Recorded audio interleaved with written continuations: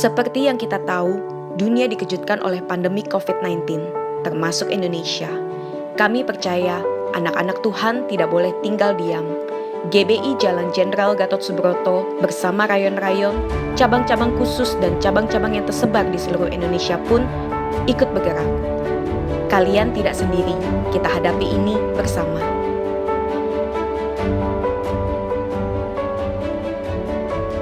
Perbuatan baik dan menjadi berkat itu bukan masalah kuantitas atau perlombaan siapa yang bisa ngasih paling banyak. Karena menjadi berkat itu soal hati dan ketulusan. Seorang diri, mungkin kita hanya bisa memberi sedikit. Tapi lihat, kita tidak sendiri kan? Peduli Kasih GBI Rayon 1D bekerjasama dengan GBI Jalan Jenderal Gatot Subroto melakukan pembagian 1.780 voucher yang masing-masing bernilai 50.000 ke cabang-cabang seperti GBI ND, GBI Kampung Baru, GBI Perintis Kemerdekaan, GBI PTC, GBI Sunter Cemara, GBI Warakas, GBI Raden Inten. Kami mengucapkan banyak terima kasih atas bantuan dari GBI Rayon 1D. Kiranya Tuhan Yesus memberkati. GBI GNR, Pak Kiki, Pak Hari, vouchernya udah saya terima. Makasih banyak. KUL GBI Tampak Siring. Terima kasih Gereja Baitul Indonesia buat vouchernya. Tuhan Yesus memberkati. Mari kita berdoa, menyembah, dan memberi bersama. Seperti di dalam tubuh Kristus yang berbeda-beda, tidak ada yang terlalu kecil atau tidak penting. Dengan keunikan dan kapasitas masing-masing, kita bisa melewati badai ini bersama-sama.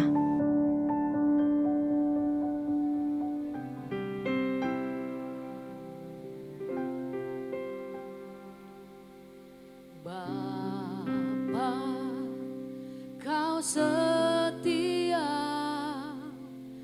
Bapa, Kau mulia. Tenanglah jiwaku, aman bersamamu.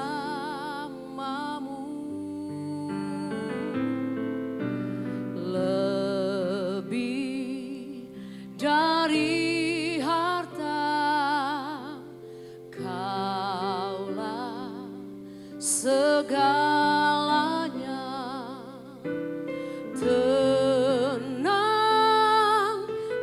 jiwaku dalam hadirat-Mu.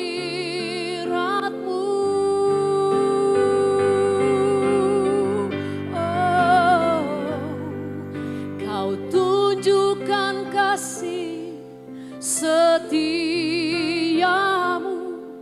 Kau menyediakan yang ku perlu. Kau setia, Kau mulia, dulu, sekarang, dan selamanya. Kau tunjukkan kasih setiamu. Kau menyediakan yang ku perlu. Kau setia, Kau mulia, Bapa, Kau setia.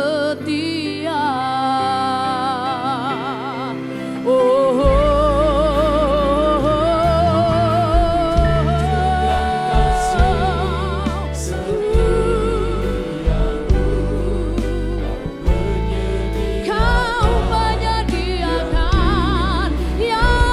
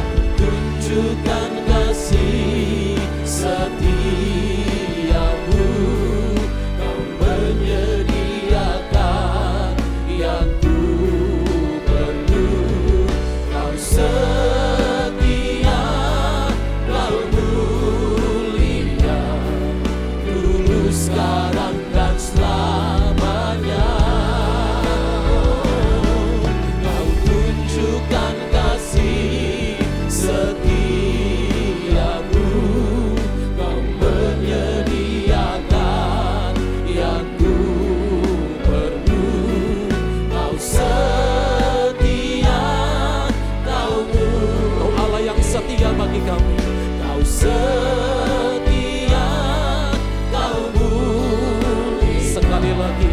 Kau setia, Kau mulia, Bapa, Kau setia.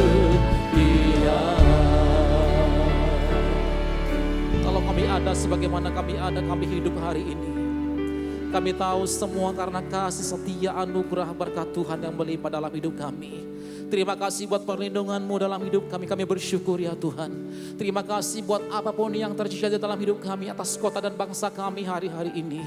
Kami terus mengucap syukur sebab kami percaya bahwa Allah turut bekerja di dalam segala hal untuk mendatangkan kebaikan bagi kami, untuk mendatangkan kebaikan bagi kota dan bangsa kami. Semua baik dan teramat baik. Biar di tengah-tengah bergumul, bahwa kami terus tinggal dalam hadirat-Mu hari-hari ini Bapa. Terima kasih Bapa, terima kasih Tuhan Yesus.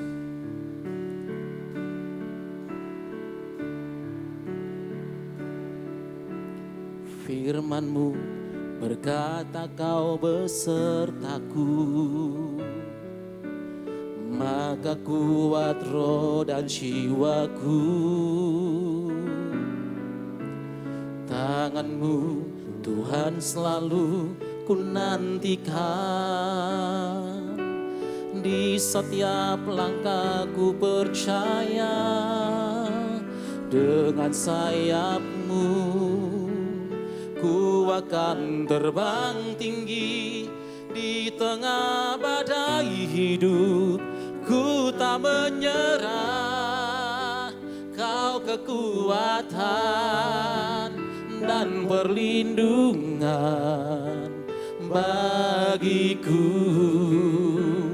pertolonganku di tempat maha tinggi. Ku mengangkat tanganku, aku berserah, Kau ku nantikan, Kau yang ku sembah, Yesusku, Rajaku. Mari sama-sama nyanyikan. Firman-Mu berkata Kau besertaku, maka kuat roh dan jiwaku. Tangan-Mu Tuhan, tangan-Mu Tuhan selalu ku nantikan. Terima kasih. Di setiap langkahku percaya. Mari sama-sama kita angkat tangan kita. Dengan sayap-Mu ku akan terbang tinggi di tengah badai hidup. Ku tak menyerah, Kau kekuatan dan perlindungan bagiku, pertolonganku di tempat maha tinggi.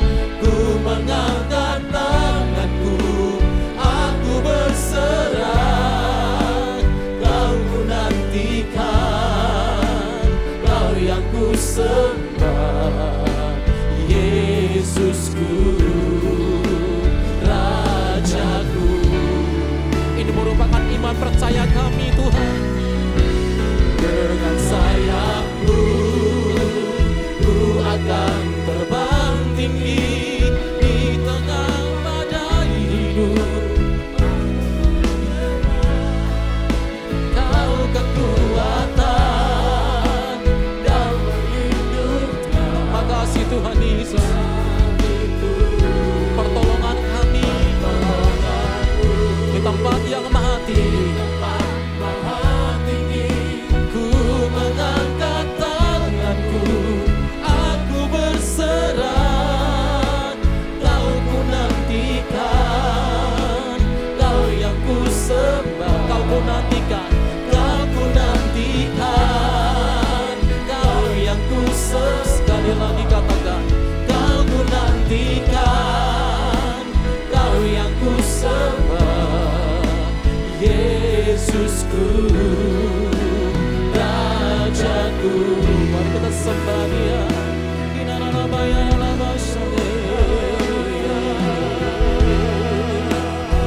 Sembah Dia Tuhan Yesus yang dahsyat. Sembah Dia Tuhan Yesus yang luar biasa. Tuhan yang sanggup menolong hidup kita. Tuhan yang sanggup memberkati kita hari-hari. Sembah Tuhan, sembah. Oh,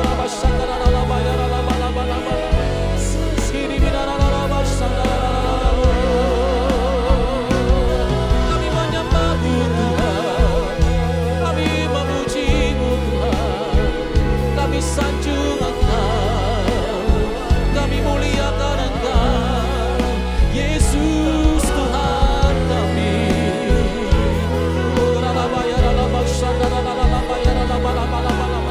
Mari saudara yang ada di rumah-rumah, dimanapun saudara pagi ini, mari angkat penyembahan bagi Tuhan kita.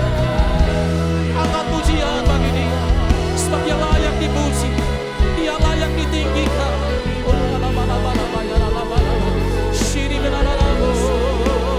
Terima kasih Tuhan, sumber kekuatan kami, tempat perlindungan kami, sumber mujizat dalam hidup kami, sumber berkat. Terima kasih Tuhan, haleluya.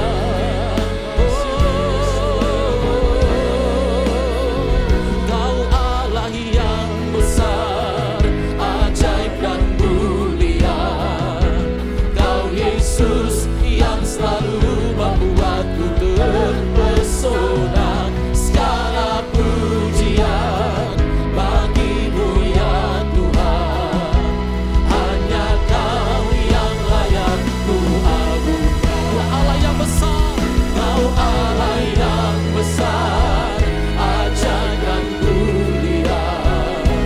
Kau Yesus yang selalu membuatku terpesona.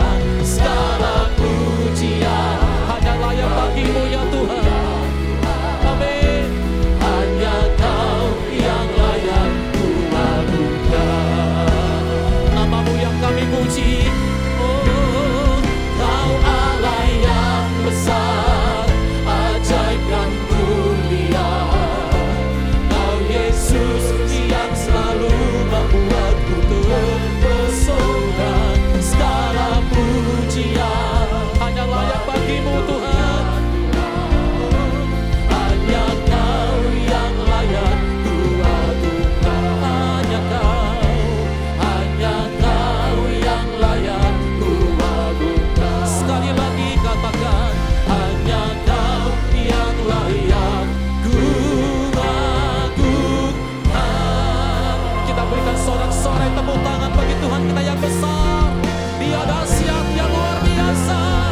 Bersorak katakan haleluya. Haleluya. Oh, rabashadara labaya labashadara labaya labashadara. Diri minara labaya labashadara labaya. Minara labaya labashadara labaya. Diri mitagara labashadara labaya labaya. Haleluya, haleluya, haleluya. Terima kasih Tuhan, terima kasih.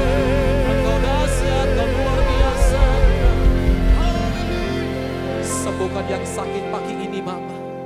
Yang terbaring di rumah sakit, mungkin terbaring di rumah. Tuhan izinkan mengalami sakit penyakit dari tempat kami berdoa Tuhan. Biar kesembuhan terjadi, pemulihan terjadi.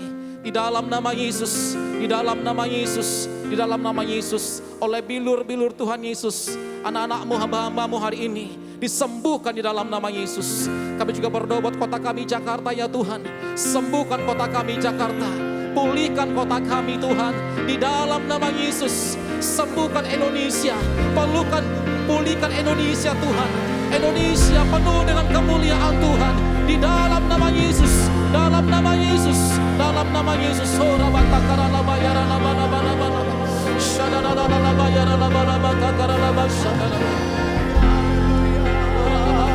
Mari terus sembah Dia. Allah yang besar itu hadir bersama dengan kita. Dia layak terima pujian dan sembah. Haleluya, haleluya, haleluya.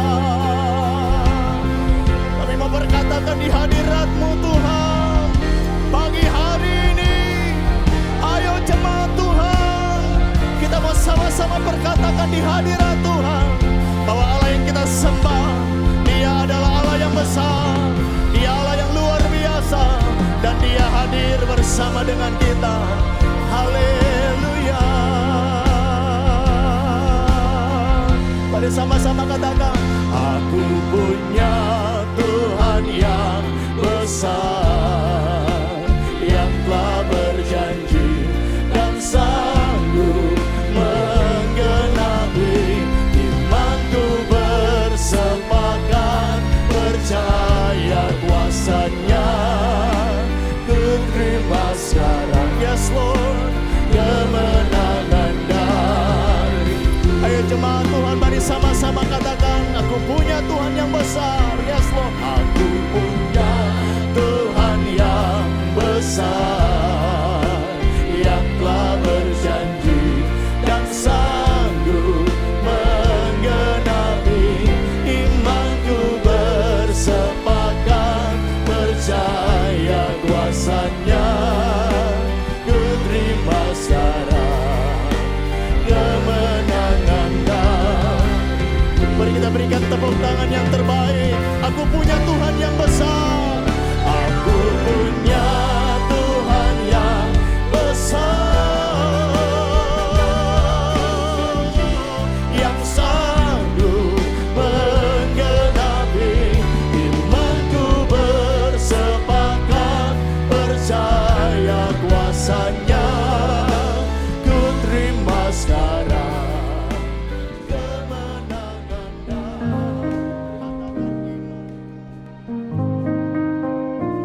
Shalom semuanya.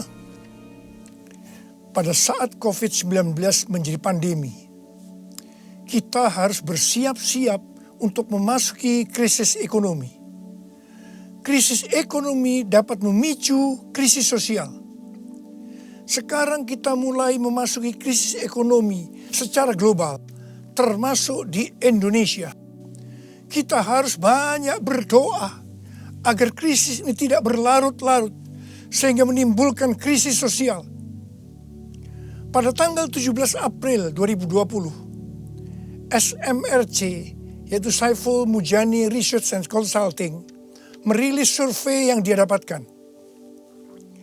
Survei menunjukkan bahwa 67% rakyat Indonesia mengatakan kondisi ekonominya semakin memburuk sejak pandemi COVID-19.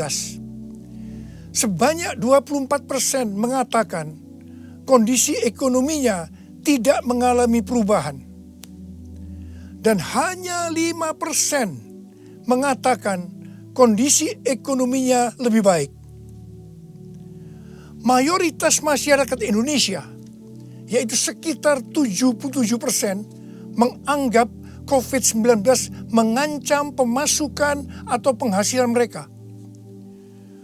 Survei juga menyebutkan bahwa sekitar 25% warga atau 50 juta warga dewasa sudah tidak bisa memenuhi kebutuhan pokok tanpa pinjaman.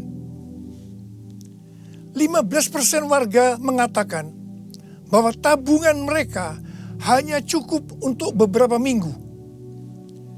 Sedang 15% lainnya warga mengatakan bahwa tabungan yang dimiliki hanya cukup untuk 1 minggu. Melalui hasil survei ini, kita bisa melihat bahwa kondisi ekonomi rakyat Indonesia dalam keadaan tidak baik. Sekali lagi kita harus banyak berdoa tentang hal ini. Dalam doa ini kita harus berkata, pertolongan kita adalah dalam nama Tuhan yang menjadikan langit dan bumi. Dalam nama Tuhan Yesus Kristus. Yesuslah kuatku, Yesus penolongku, kepadamu ku berseru.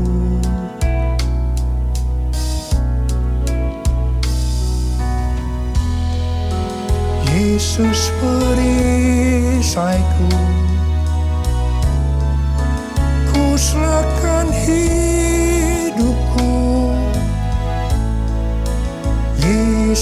Yesuslah segalanya bagiku.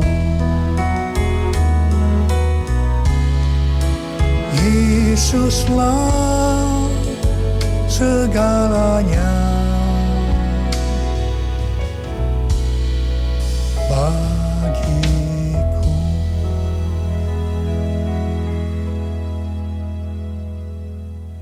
Setelah Tuhan Yesus bangkit, sebelum kenaikannya ke sorga, Tuhan Yesus mengunjungi murid-muridnya yang sedang mencari ikan di Danau Galilea. 7 murid Tuhan Yesus, termasuk Petrus, Yohanes, dan Yakobus, sedang berkumpul dalam keadaan tergoncang akibat kematian Tuhan Yesus. Mereka dalam keadaan ketakutan. Secara ekonomi, mereka juga tergoncang karena biasanya mereka selalu bersama-sama dengan Tuhan Yesus. Mereka kembali ke Galilea dan mencari ikan untuk kehidupan mereka. Pada saat itu, mereka sepakat untuk mencari ikan. Alkitab mengatakan bahwa semalam-malaman mereka mencari ikan, tetapi mereka tidak mendapatkannya. Mereka tambah frustasi. Tiba-tiba, dari darat ada suara yang berkata, "Hai anak-anak, adakah engkau mempunyai lauk pauk?" Dengan kesal mereka menjawab, "Tidak ada." Mereka semua tidak tahu kalau yang bertanya itu adalah Tuhan Yesus. Tuhan Yesus melanjutkan dengan berkata, "Kalau begitu, tebarkan jalamu di sebelah kanan perahu, maka engkau akan mendapat ikan." Perintah ini sebenarnya tidak masuk akal, karena alasan pertama, hari sudah siang. Mencari ikan di Danau Galilea harus malam hari. Alasan yang kedua, jarak perahu dengan pantai hanya sekitar 200 hasta, yaitu sekitar 90 meter. Jadi tempat itu adalah tempat yang relatif dangkal. Padahal biasanya ikan ada di tempat yang relatif dalam. Tetapi mereka taat kepada suara itu. Meskipun mereka tidak tahu bahwa itu adalah suara Tuhan Yesus. Setelah mereka melemparkan jala di sebelah kanan perahu, apa yang terjadi? Mereka mendapatkan 153 ekor ikan besar-besar. Baru setelah itu mereka sadar bahwa yang menyuruh mereka adalah Tuhan Yesus. Pertanyaannya, mengapa mereka tetap taat meskipun mereka tidak tahu bahwa itu Tuhan Yesus? Jawabannya adalah karena mereka hidupnya intim dengan Tuhan Yesus. Pada masa kesesakan, biasanya tidak gampang untuk mendengarkan suara Tuhan. Tetapi orang yang hidupnya intim dengan Tuhan, mereka tetap bisa membedakan bahwa ini suara Tuhan, meskipun samar-samar. Suara ini adalah suara yang sering dia dengar, yang memberi tuntunan, memberitahu apa yang harus dilakukan. Pada saat kita memasuki krisis ekonomi sebagai dampak dari pandemi COVID-19, kita perlu mendengar suara Tuhan. Saya ulangi sekali lagi. Pada saat kita memasuki krisis ekonomi sebagai dampak dari pandemi COVID-19, kita perlu peka mendengar suara Tuhan. Garis bawahi ini. Ada 3 macam suara. Yang pertama, suara Tuhan. Yang kedua, suara hati kita. Yang ketiga, suara iblis. Bagaimana kita bisa membedakan bahwa itu adalah suara Tuhan? Yaitu kalau kita hidupnya intim dengan Tuhan. Kalau hati kita melekat kepada Tuhan. Kalau kita dipenuhi dengan Roh Kudus. Dan kalau firman Tuhan tinggal di dalam kita. Kita akan tahu bahwa itu adalah suara Tuhan. Tuhan berbicara kepada kita melalui bermacam-macam cara. Bisa secara audible, bisa melalui firman Tuhan, bisa melalui nubuatan, bisa melalui penglihatan, bisa melalui mimpi, bisa melalui peristiwa-peristiwa yang terjadi, baik secara umum maupun yang ada di sekeliling kita, dan lain-lainnya. Bagaimana kita bisa mengenali suara Tuhan? Sekali lagi saya katakan bahwa kita akan tahu kalau itu suara Tuhan, kalau hidup kita intim dengan Tuhan, kalau hati kita melekat kepada Tuhan, kalau hidup kita dipenuhi Roh Kudus, dan kalau firman Tuhan tinggal di dalam kita. Tuhan Yesus sangat menekankan kehidupan orang percaya yang dipimpin oleh Roh Kudus. Ini merupakan kunci kemenangan dalam kehidupan orang percaya. Sebelum Tuhan Yesus naik ke sorga, Dia memberikan pesan terakhir kepada murid-muridnya dalam Kisah Para Rasul 1 ayat 8. Tetapi kamu akan menerima kuasa kalau Roh Kudus turun ke atas kamu. Dan kamu akan menjadi saksiku di Yerusalem dan di seluruh Yudea dan Samaria dan sampai ke ujung bumi. Setelah Roh Kudus dicurahkan, mereka dipenuhi Roh Kudus, dan dimulailah kehidupan yang dipimpin oleh Roh Kudus. Roh Kudus akan memberikan kepada kita perkataan untuk diucapkan dan kemampuan untuk melakukannya. Roh Kudus bukan hanya memimpin dalam kehidupan pribadi orang percaya, tetapi juga memimpin gerejanya. Dalam kehidupan bergereja, Tuhan menuntun melalui pemimpin rohani, yaitu gembala jemaat. Kepada para pemimpin jemaat, Roh Kudus menuntun untuk melakukan pekerjaan pelayanan dan melakukan amanat agung Tuhan Yesus. Sehingga gembala jemaat atau pemimpin rohani akan berkata, Tuhan berbicara kepada saya. Tuhan memerintahkan kepada saya. Hal yang seperti inilah yang saya lakukan selama 32 tahun dalam pelayanan saya. Setiap bulan Tuhan memberikan tuntunan. Dan kebanyakan tuntunan yang Tuhan berikan kepada saya, pada mulanya saya tidak mengerti. Tetapi saya percaya. Karena saya percaya, saya perkatakan tuntunan itu. Saya melakukan seperti apa yang Rasul Paulus lakukan.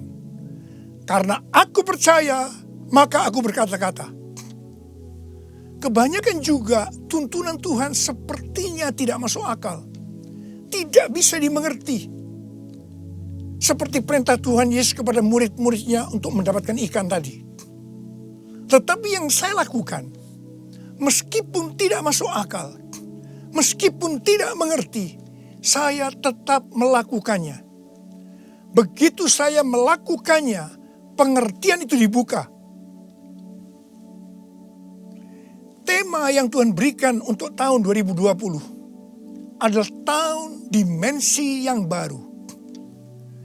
Pada awal tahun dengan tuntunan Tuhan, saya berkata bahwa tahun ini untuk mencari nafkah tidak bisa dengan cara yang seperti biasanya, tetapi harus dengan cara Tuhan. Tuhan banyak memberikan ayat-ayat untuk menuntun kita mengenai hal itu. Di dalam Alkitab ada 2 kata supaya kita diberkati secara materi. Yang pertama, memberi. Yang kedua, menabur. Di dalam Lukas 6 ayat 38 dikatakan, berilah dan kamu akan diberi. Suatu takaran yang baik, yang dipadatkan, yang digoncang, dan yang tumpah keluar akan dicurahkan ke dalam ribaanmu. Sebab ukuran yang kau pakai untuk mengukur akan diukurkan kepadamu. Amsal 11 ayat 25 berkata, siapa banyak memberi berkat, diberi kelimpahan. Dan Amsal 19 ayat 17 berkata, siapa menaruh belas kasihan kepada orang yang lemah, memiutangi Tuhan yang akan membalas perbuatannya itu. Banyak yang mempunyai pengertian, sekali lagi saya mau katakan, banyak yang mempunyai pengertian bahwa ayat-ayat tersebut hanya diperuntukkan bagi orang yang kelebihan uang, bukan orang yang berkekurangan. Tetapi saya mau katakan bahwa ayat-ayat ini bukan hanya untuk orang yang kelebihan uang, tetapi juga orang yang kekurangan uang. Garis bawahi. Pada waktu Tuhan Yesus melihat janda miskin yang mempersembahkan 2 peser ke dalam peti persembahan, Tuhan Yesus berkata, aku berkata kepadamu, sesungguhnya janda miskin ini memberi lebih banyak daripada semua orang itu. Sebab mereka semua memberi persembahannya dari kelimpahannya. Tetapi janda ini memberi dari kekurangannya. Bahkan ia memberi seluruh nafkahnya. Saya percaya bahwa Tuhan Yesus akan memberkati janda miskin ini berlimpah, limpah, limpah. Amin. Pada waktu Tuhan menyuruh Elia datang kepada janda Sarfat untuk menghidupi Elia pada masa kekeringan, janda Sarfat ini hanya memiliki tepung dan minyak untuk membuat roti yang terakhir baginya dan anaknya. Tetapi justru Elia berkata, dan saya percaya ini dari Tuhan, bahwa jika janda Sarfat itu memberikan sebagian roti itu kepadanya, maka minyak dan tepung tidak akan berkurang sampai berakhirnya masa kekeringan. Saya percaya itu tidak mudah bagi janda Sarfat untuk melakukannya.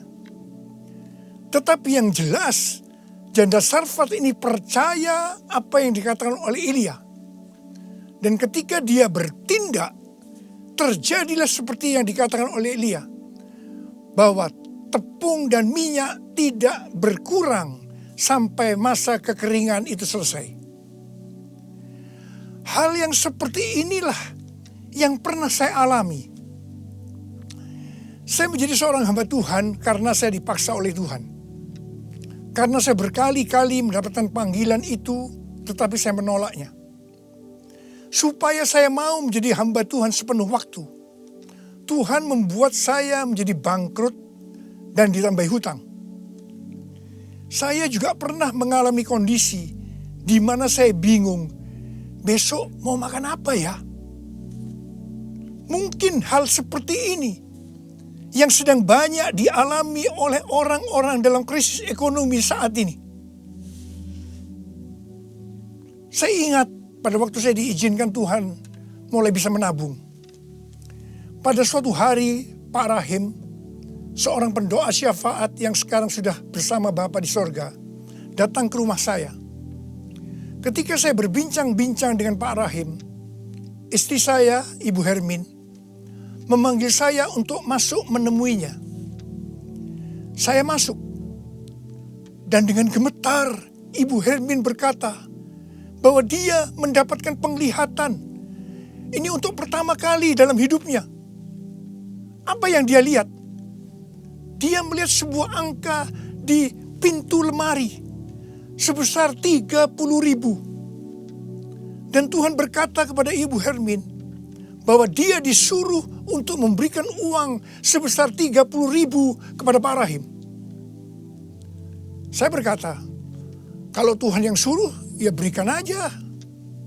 Ibu Hermin menjawab, berikan gimana? Itu seluruh uang yang ada pada kita. Itu semuanya yang kita punya. Saya sempat tertegun. Kemudian kita berdua menangis di hadapan Tuhan. Dan kita berkata, Tuhan, kami akan taat Tuhan. Kami akan berikan uang ini kepada Pak Rahim. Ketika uang itu saya berikan kepada Pak Rahim, langsung dia buka amplopnya. Dan dia hitung bahwa jumlahnya 30.000. Dan ketika dia tahu bahwa jumlahnya 30.000, langsung dia menangis dengan keras. Ternyata sudah beberapa malam dia sujud kepada Tuhan di pelataran rumahnya, meminta uang kepada Tuhan sebesar 30.000 untuk membiayai 6 pendeta yang dari desa yang ada di rumahnya. Pada waktu itu saya sempat bertanya kepada Tuhan, Tuhan, kok mintanya kepada saya ya Tuhan, yang uangnya pas-pasan dan kadang-kadang masih kekurangan, kenapa tidak minta kepada yang kaya? Tuhan hanya mengingatkan saya kisah tentang janda Sarfat tadi. Saya percaya, saya ada sebagaimana saya ada saat ini. Salah satunya karena saya melakukan itu. Mari, hari-hari ini kita akan bersatu melawan COVID-19 dan menabur untuk saudara-saudara kita yang terkena dampak. Karena itu, mari saudara-saudara yang sekarang mengalami dampak yang buruk dalam ekonomi akibat pandemi COVID-19 ini.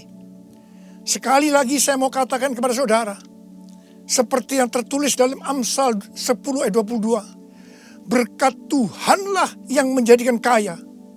Susah payah tidak akan menambahinya. Kalau saudara hidup sesuai dengan firman Tuhan, maka saudara pasti akan diberkati oleh Tuhan berlimpah, limpah, limpah. Tuhan Yesus berkata, jangan kamu khawatir. Jangan kamu khawatir. Jangan kamu khawatir. Apa yang akan kamu makan? Apa yang akan kamu minum? Apa yang akan kamu pakai? Semua itu dicari oleh bangsa-bangsa yang tidak mengenal Allah. Akan tetapi Bapamu yang di sorga tahu bahwa kamu memerlukan semuanya itu. Tetapi carilah dahulu kerajaan Allah dan kebenarannya. Maka semuanya itu akan ditambahkan kepadamu. Sebab itu janganlah kamu khawatir akan hari esok. Karena hari esok mempunyai kesusahannya sendiri. Kesusahan sehari cukuplah untuk sehari. Seperti yang Tuhan katakan kepada saya untuk menghardik COVID-19 dengan segala dampaknya. Mari. Saya akan ajak saudara sekarang untuk menghardik COVID-19 dan krisis ekonomi. Dalam nama Tuhan Yesus. Di dalam nama Tuhan Yesus. COVID-19, krisis ekonomi, diam, tenanglah. Kita sedang berada dalam peperangan rohani yang dahsyat melawan iblis. Dengan melakukan itu, kita mendeklarasikan kemenangan. Puji Tuhan, sejak tanggal 16 April 2020 di Indonesia, angka kesembuhan pasien COVID-19 mulai melebihi dari angka kematian. Semakin hari, perbedaan angka kesembuhan dengan angka kematian semakin besar. Saya percaya ini merupakan penghiburan dan pengharapan bagi kita semua. Tuhan Yesus baik. Tuhan Yesus baik.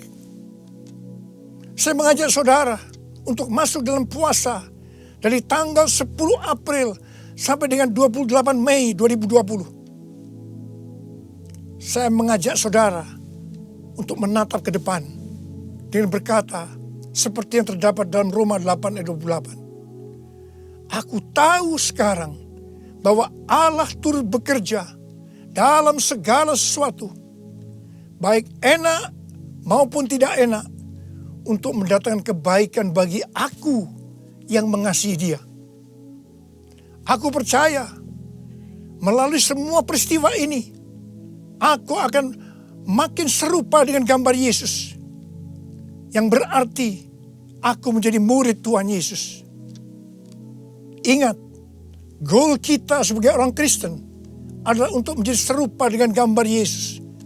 Yang artinya menjadi murid Tuhan Yesus. Tugas yang Tuhan berikan kepada kita adalah untuk melakukan amanat agung Tuhan Yesus. Yaitu pergi memberitakan Injil dan menjadikan semua bangsa itu menjadi murid Tuhan Yesus. Pentakosta ketiga yang merupakan pencurahan Roh Kudus yang luar biasa di zaman now akan memberikan kepada kita kuasa untuk menyelesaikan amanat agung Tuhan Yesus. Mari saya mau berdoa buat saudara. Angkat tangan saudara. Bapa,